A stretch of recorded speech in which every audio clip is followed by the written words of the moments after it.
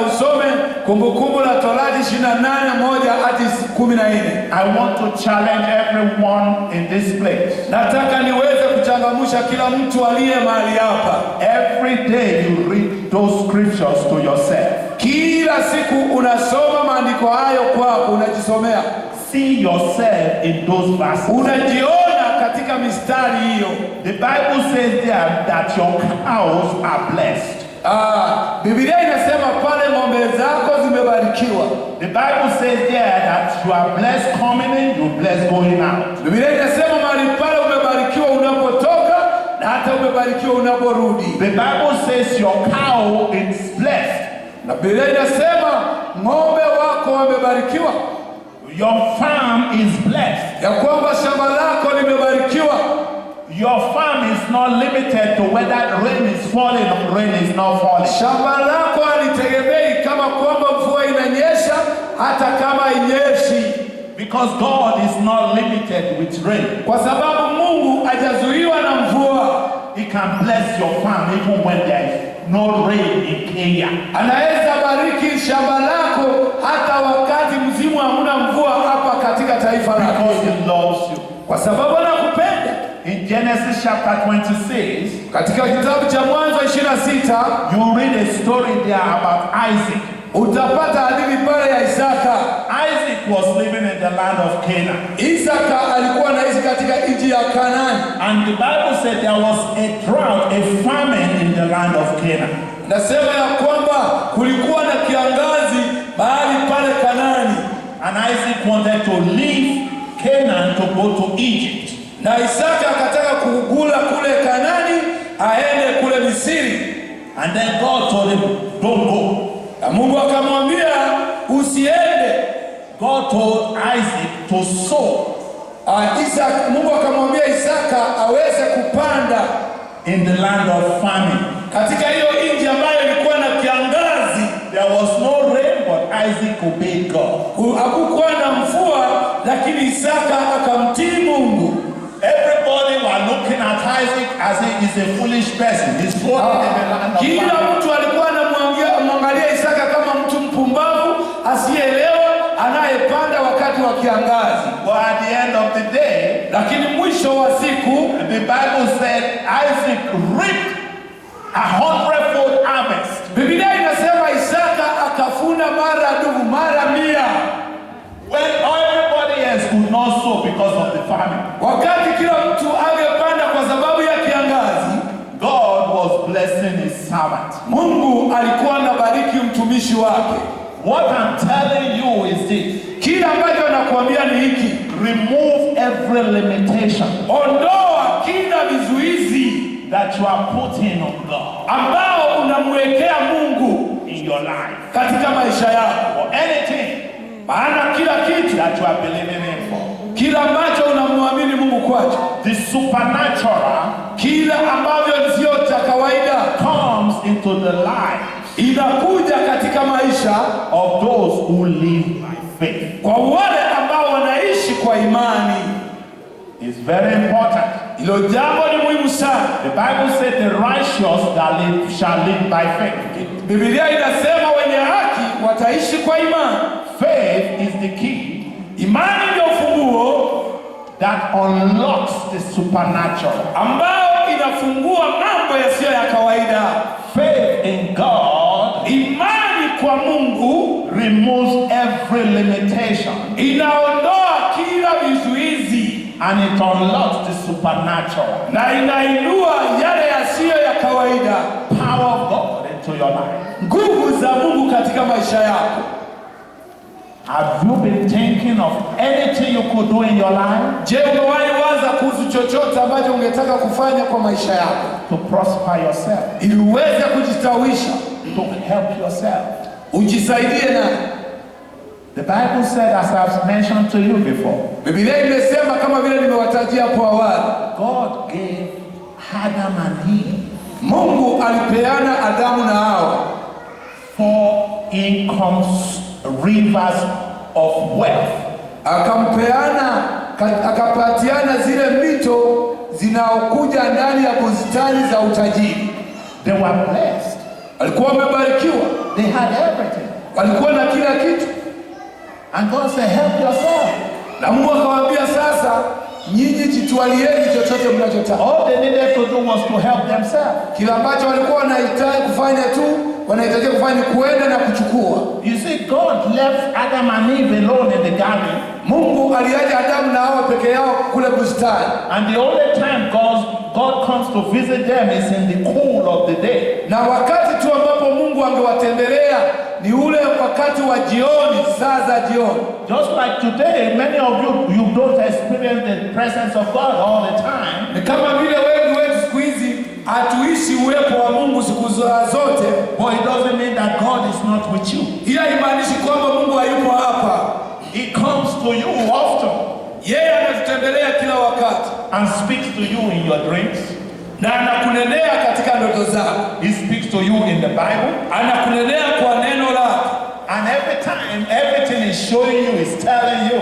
Na kila wakati, kila kitu ambacho anakuambia is about ways and things you could do to help yourself. Ni kuhusu mambo na njia ambazo utafanya ili ujisaidie. But many are making the same mistakes today. Lakini watu wengi ambao wako hapa tunafanya tunafanya hayo makosa that Adam and Eve made. Ambayo Adamu na Hawa walitenda. Adamu na Hawa chose to believe in the hand of the flesh. Waliamua kuamini katika kazi ya mwili wao. They believed what the serpent told them. Waliamini ule nyoka aliwaambia nini. The devil came and told them, did God really tell you this? Shetani akaja na akawaambia, je, kweli Mungu aliwaambia maneno haya? Did you think you can really do this and make money?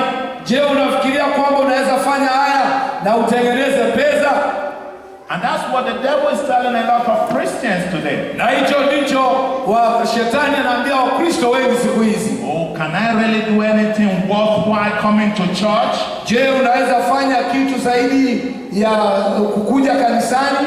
Or what do I gain from coming to church anyway? Inafaidi nini hata kwa kwenda hiyo kanisa? That's the voice of the devil. Hiyo ni sauti ya shetani.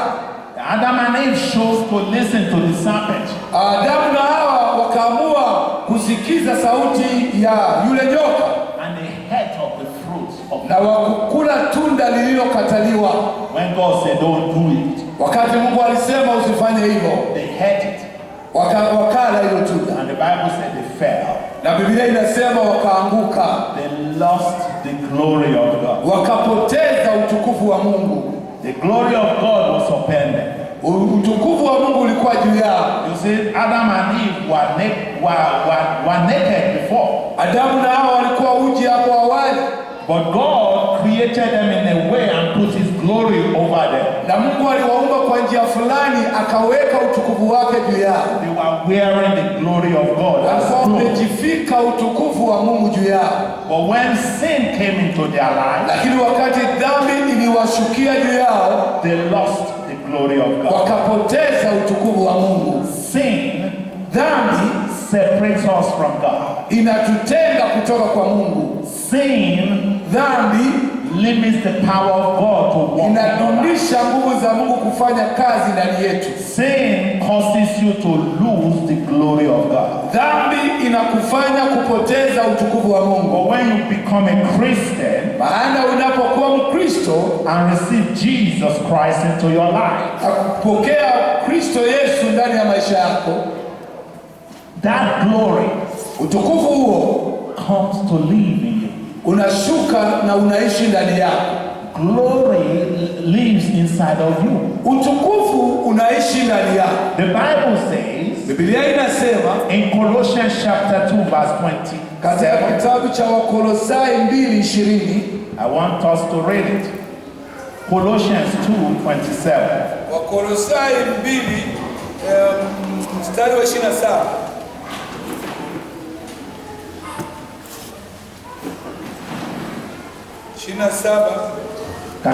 Colossians. Oh, chapter 1. Mlango wa kwanza. Colossians mlango wa kwanza mstari wa 27. What did it say there? Colossians 1. Yes, 27. Kolosai, Can you read from verse kuanzia mstari wa 27, moja mstari wa 27. 26 to 27. 26, 27 inasema, siri ile iliyofichwa tangu zamani zote na tangu vizazi vyote, bali sasa imefunuliwa kwa watakatifu wake, ambao Mungu alipenda kuwajulisha jinsi ulivyo utajiri wa utukufu wa siri hii katika mataifa, nao ni Kristo ndani yenu, tumaini la utukufu. You see, the mystery for ages, the mystery that has been kept hidden for ages and generations, kwamba siri ambayo imefichwa kutokana na vizazi mbalimbali kwa miaka mingi. There are some mysteries in all the resources around you today in Kenya. Kuna siri ambazo zimefichika kuhusu rasilimali ambazo ziko hapa Kenya. The mystery of the soil where you do your farming. Hata siri za udongo ambapo tunalima, that have been hidden. ambazo zimefichika. Of the trees. Za miti hii. Of the river around you here. Ambazo ni za mito ambayo imetuzunguka. They are still hidden. Bado zimefichika. They are not hidden away from you. Hazijafichwa mbali na wewe. They are hidden for you to discover them. That's why God is saying, help yourself. Prosper yourself. By finding out the secret to those things. When you find them out, you discover your prosperity. You ask me, why are they hidden? Na niuliza kwa nini zimefichika? They are hidden away from the devil. Imefichwa mbali kutoka kwa adui. But they are hidden for you to find them out. Lakini zimefichwa kwa ajili yako uende ukazitambue. God doesn't want the devil to know those secrets. Mungu hataki shetani ajue siri hizo. It's not meant for him. Sio za shetani. It's meant for you. Zimetengenezwa kwa ajili yako. So that you know what to do. Ili uweze kujua ni nini unafanya. You know how to do it. Ina ujue jinsi ya kufanya. And it's very, very important for us. Na ni vizuri sana kwa ajili yetu. In this scripture right here. Kwa maandiko haya tumesoma. The Bible says. Biblia inasema. That to them God, in verse 27, to them God has chosen to make known. Kwa wale ambao Mungu amewateua aweze kufichua hilo siri. Among the Gentiles. Miongoni mwa Wayunani. The glorious riches. Utukufu, utajiri wa utukufu. Glorious riches. Utajiri wa utukufu. I'm reading the Bible, it's talking about glorious riches. Nasoma Biblia inasema kuhusu utajiri wa utukufu. Glorious wealth. Utajiri wa utukufu. Do you know what it means to be gloriously rich? Je, umewahi jua inamaanisha nini kutajirika kwa utukufu? It means to be rich in such a way that you can't explain it. Hiyo inamaanisha kwamba kutajirika hadi wewe mwenyewe hauwezi kuelezea. This is what it's talking about here. Hii ndio yale ambayo Biblia inasema hapa. The glorious riches of this mystery. Utukufu, utajiri wa utukufu wa siri hizi. Which is ambao Christ in you. Ambaye Kristo ndani yako. Christ living inside you. Ambaye Kristo anaishi ndani yako. The glory, utukufu of that riches, wa utukufu wa utajiri huo. Do you understand what I'm saying? Je, unaelewa kile ambacho ninasema? The glory of the riches that you have. Utajiri, utukufu wa utajiri ulio nao is inside you. Iko ndani yako.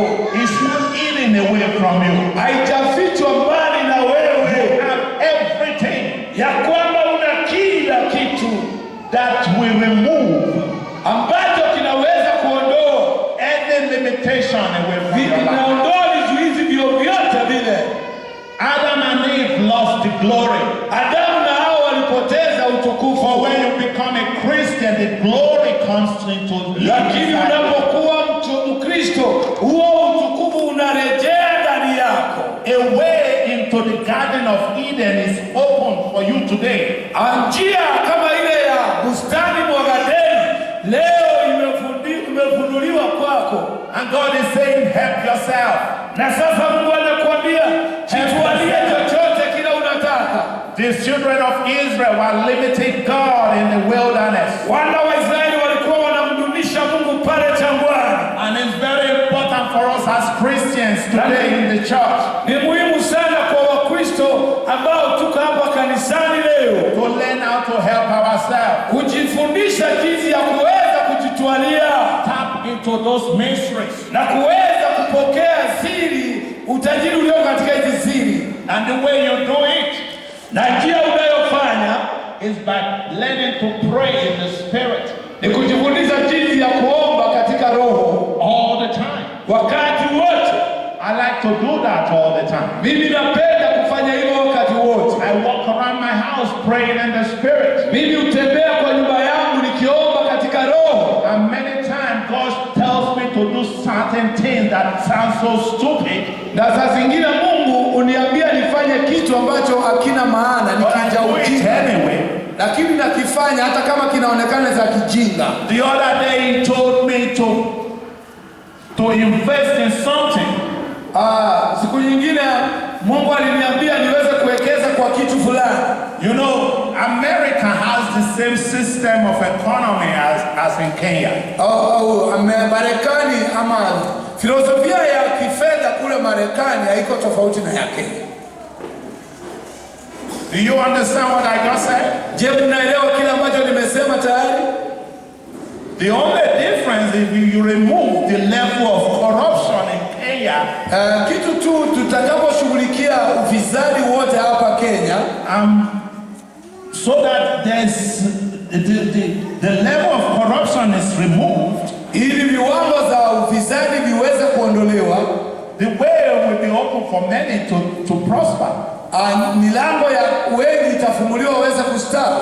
But it doesn't mean that you cannot, God does not have a way for you. Haimaanishi kwamba Mungu hana njia kwako. God has secret wealth. Mungu ako na utajiri wa kisiri. He's able to bypass all those corrupt systems in Kenya. Anaweza kumaliza hizo njia zote za ufisadi hapa Kenya. You what to do, na kuonyesha nini utatenda, how to do it, jinsi ya kufanya, and what he wants to do to prosper you. Na kile anataka kufanya ili akuendeleze. Amen. Prosperity is your portion. Ustawi ni sehemu yako. In my house I was praying, God told me invest in this.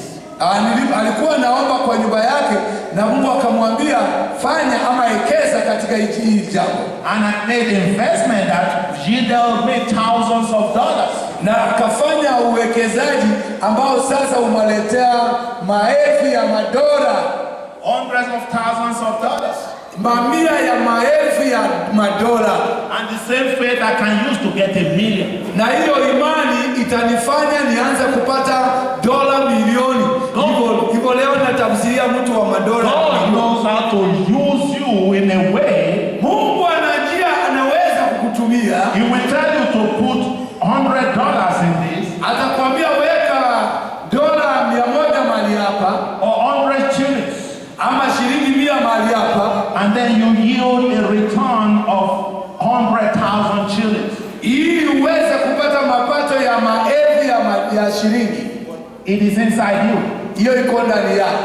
It is in there. Iko hapa ndani yako. It's not difficult. Sio vigumu. So why are you putting faith in your salary? Kwa nini wewe ujitunishe tu imani yako ikae kwa mshahara? If you put your faith in your salary, you will live from hand to hand. Ukiweka imani yako kwa mshahara, utakuwa unakula mshahara yako tarehe 13 imekwisha, unaanza tena day. You always looking forward to the end of the week. Kila wakati wewe unaangalia wiki nyingine itakuwa namna gani, or the end of the month. Ama mwezi utaisha lini.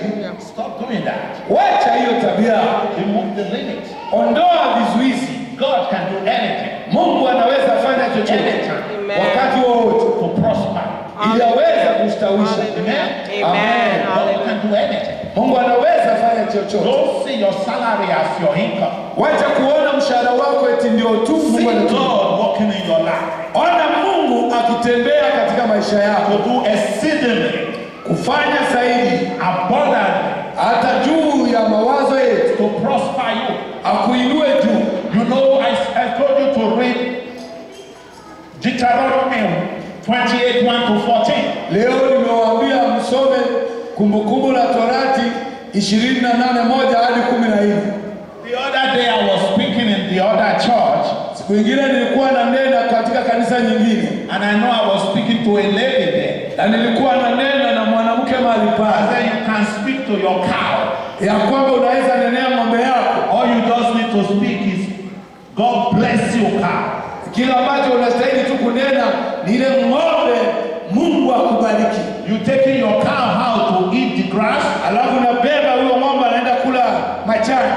Speak the blessing over that cow. Nenda baraka kwa ng'ombe huyo. Say be blessed. Sema barikiwa ng'ombe, Be fruitful. uwe uzalishe Multiply. na ongezeka. Speak good things to your cow. Naanza kunena mambo mazuri kwa Speak good things to your goats. nenea mbuzi wako mambo Speak mazuri. good things to your farm. Nenea shamba lako mambo mazuri. Speak good things to the corn in your storehouses. Nena mambo mazuri kwa sababu ya gharama zako. Some of you have corn, maize that you haven't been able to sell. Wengine wenu tutauza maziwa ambayo hatujaiuza. And you're wondering how you are going to sell it.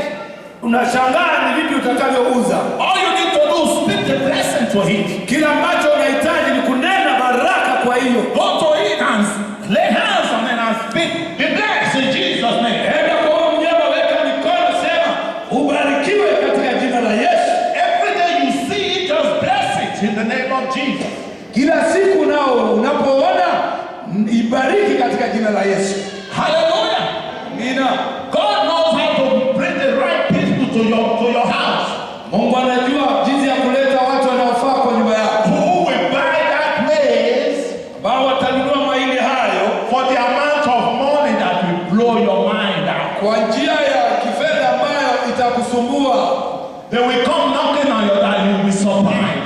na utabeba pesa mpaka usangae. In the name of Jesus. Katika jina la Yesu. It is very, very important. Ni muhimu sana, I'm speaking practical things na unanena mambo ambayo ni halisi in this way that you can relate with. kwa njia ambayo unaweza hata wewe kuyaona. If you don't learn to speak the blessing to your cow, Kama utajifundisha kunenea ng'ombe wako hiyo baraka, your cow is going to be sick. ng'ombe wako atagonjeka, And you end up paying so much money to the doctor. na pesa zako zinaenda kwa madawa. All you learn to need is to speak the blessing to your cow. Kila ambacho unastahili kujifundisha ni kunena baraka kwa huo mfugo. The blessing will make the cow to produce more milk, Huyo ng'ombe ataanza kuzalisha kwa sababu ya baraka, to bless you. ili awe baraka kwako. It will become much more fruitful. Atazalisha hata zaidi. Remove the limit.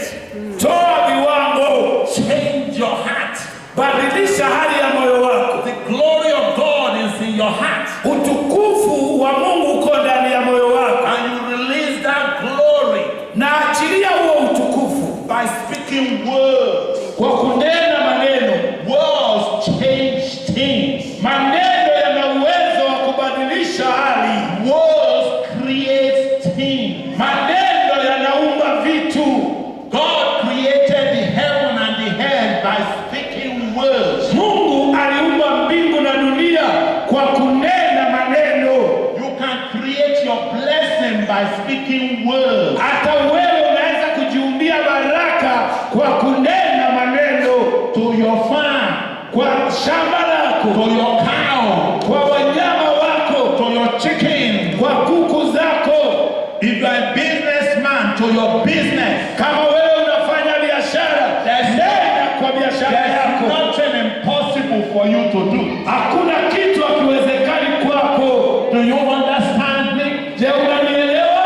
Don't think like the people who are not Christians around you. Usifikirie kama watu ambao sio Wakristo ndani yako. Begin to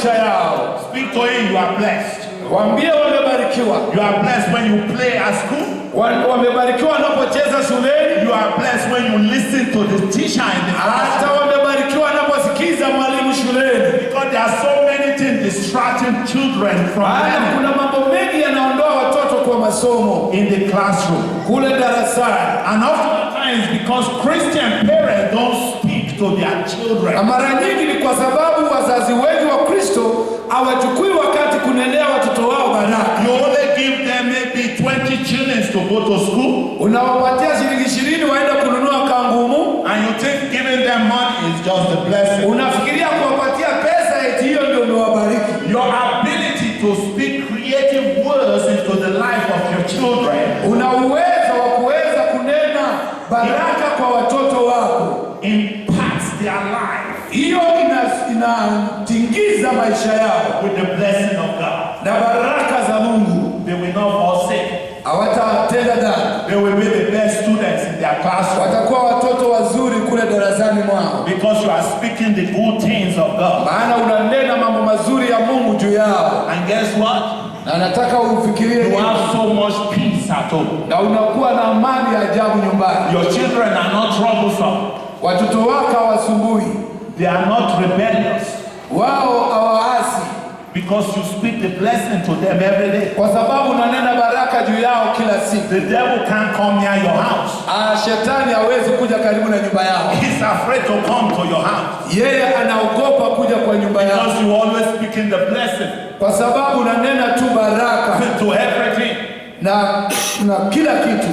Even if your husband is a drunkard. Hata kama mume wako ni mlevi, you can change him. Unaweza kumbadilisha by learning to speak good things into his life. Kwa kujifundisha kunena mambo juu ya maisha yako. Just speak the blessing. Wewe nena baraka. May the Lord bless you. Kwamba Mungu akubariki. May the Lord increase you.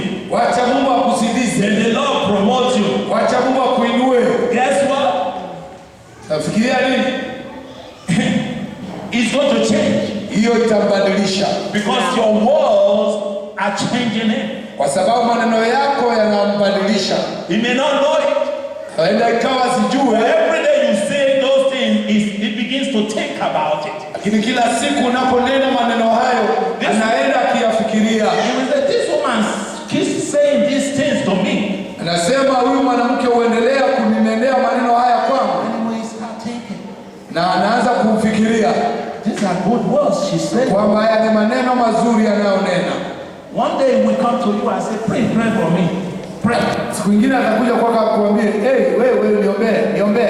Your husband have been, shouting, yelling to you. Na ile hali mume wako amekuwa akikupigia kelele. Please lay your hands on me. Anakuja na kuambia niwekelee mkono leo. You can minister salvation to your husband. Naweza kumhudumia wokovu huyo bwana wako. You don't need to bring him to the church. Sio lazima umlete hapa kanisani kuombewa. You pray for him right there. Naweza muombea mahali pale. And then bring him to church later. Hivyo basi unamleta kanisani baadaye. What I'm telling you today. Kila ambacho ninakuambia leo is that the blessing of the Lord. Kwamba baraka za Mungu is available for you. Inapatikana kwako. Limiting God. Kumzuia Mungu removes, inaondoa our pathway to the blessing. Ile njia yetu ya kufikia baraka. I want to give you opportunity this month. Nataka nikupatie fursa siku ya leo, mchana wa leo. If you do not know Jesus, kama wewe hujui Yesu as your personal Lord and Savior, kama Bwana na Mwokozi wa maisha yako, maybe you are the person that has been limiting God in your life. Labda wewe ndio mtu ambaye umekuwa ukizuia na kudumisha Mungu maishani mwako because of some sinful pattern. Kwa sababu ya kuishi maisha ya dhambi. You've heard me talk this day. Mesikia siku ya leo nikinena about a God with whom nothing is impossible. Kuhusu Mungu ambaye yeye kwake hakuna chochote akiwezekana. The same God that is prospering America can prosper you in this place. Huyo Mungu ambaye anainua Marekani anaweza kuinua hata wewe siku ya leo. I know a lot of Kenyan businessmen that bring millions to America today. Najua kuna Wakenya wengi ambao wanaleta mamilioni ya pesa kule Marekani leo. And they are not politicians. Na wao sio wanasiasa. They are not corrupt people. Na sio watu wafisadi. They are Christians like you. Ni Wakristo kama wewe. Who told you you can't be like them? Nani alikuambia kwamba huwezi kuwa kama wao? Amen. Amen. All you just need to do is change the way you think. Kila ambacho unahitaji tu ni kubadilisha jinsi unavyowaza. Begin to think outside the box. Anza kuwaza nje ya sanduku. Begin to pray in the Holy Ghost. Fungua mawazo yako na uombe kwa Nothing is impossible for you. Hakuna kitu hakiwezekani kwako. There is greatness inside you. Kuna uwezo mkuu ndani yako. You have the power of the Holy Ghost. Uko na nguvu za Roho Mtakatifu. That's what I'm helping you to see. Hiyo ndio inakusaidia uweze kuona. I can only remove the limits. Anaweza tu kuondoa hizo viwango. Help you to remove the mask. Na kusaidia kuondoa hiyo kitu kizuizi ambacho, so that you will know what you can do. Ili uweze kujua ni nini unaweza kufanya. When you learn how to pray in the Holy Ghost. Wakati unajifundisha kuomba katika Roho. But the first step you have to take. Lakini hatua ya kwanza ambayo lazima uchukue is to receive Jesus into your life. Kumpokea Yesu katika maisha yako. As a personal Lord and Savior. Awe Bwana na Mwokozi wa maisha yako. You can't begin to learn all these things. Huwezi anza kusoma mambo haya yote if you do not have a relationship with Jesus. Kama una uhusiano na Bwana Yesu Kristo. And if you are here this morning, na kama uko hapa mchana wa leo, you do not have a real relationship with Jesus. Hauna uhusiano wa kweli na Bwana wetu Yesu Kristo. We're going ready to pray for you this morning. Tuko tayari kukuombea asubuhi ya leo mpokee Bwana Yesu. Lift up your hands wherever you are. Kama uko pale na unasema unataka kumpokea Yesu, nyosha mkono wako. Kama unataka kufanya uamuzi huo asubuhi ya leo, haujawahi okoka, unataka kuokoka, inua mkono wako juu. Thank you. Is there any other person? Je, kuna mtu mahali? Asante sana for all those who asante kwa mikono hiyo ambayo imeinuliwa. Thank you very much. Asante sana. It's very good you're making that decision. Ni vizuri kwamba umefanya uamuzi huo. This pastor, huyu mchungaji, you heard him this morning. Unamsikia asubuhi ya leo. He's talking about what I've talked to you about in the Bible study. Amenena kuhusu yale ambayo nimekunenea katika historia ya Biblia. How to make money. Jinsi ya kutengeneza pesa. So that you don't need to rely on the system. Ili usio unategemea hali za mbinu za dunia. Weka imani yako kwa Mungu. I want you to take another step of faith. Nataka uchukue hatua nyingine ya imani. Those who have lifted up their hands. Wale ambao mmeinua mikono yenu, naomba msimame. I want you to stand up. Nataka msimame. Make a bold decision for na mfanye hatua ya ujasiri, muje hapa mbele. If you lift up your hands, kama make a bold decision for Jesus. Fanya uchukua hatua right now. Na uje hapa mbele. Make a bold. Let's thank God for their life. Washukuru Mungu kwa sababu ya maisha yao. Hallelujah. Shukuru Mungu kwa sababu ya maisha yao. Hawa watu are making a bold decision. Wanafanya hatua ya ujasiri. And I thank God because they are men. Na nashukuru kwa sababu ni wanaume. Congratulations. Asante sana, pongezi sana. Hallelujah. Amen. I'm going to leave it for the pastor to minister today. Nataka niwaombee, na mgeuke mniangalie niwaombee. Kwa sababu mmekubali kupokea Yesu leo, hawe tumaini la utukufu ndani yenu. Nataka mnyoshe mikono yenu juu, muombe nyuma yangu. Sema, Bwana Yesu, nimekuja kwako. Nakubali ya kwamba nimetenda dhambi. Sema kwa nguvu. Naomba unisamehe dhambi zangu na makosa yangu. Unisafishe. Ongea kwa ujasiri bila kuogopa. Unisafishe.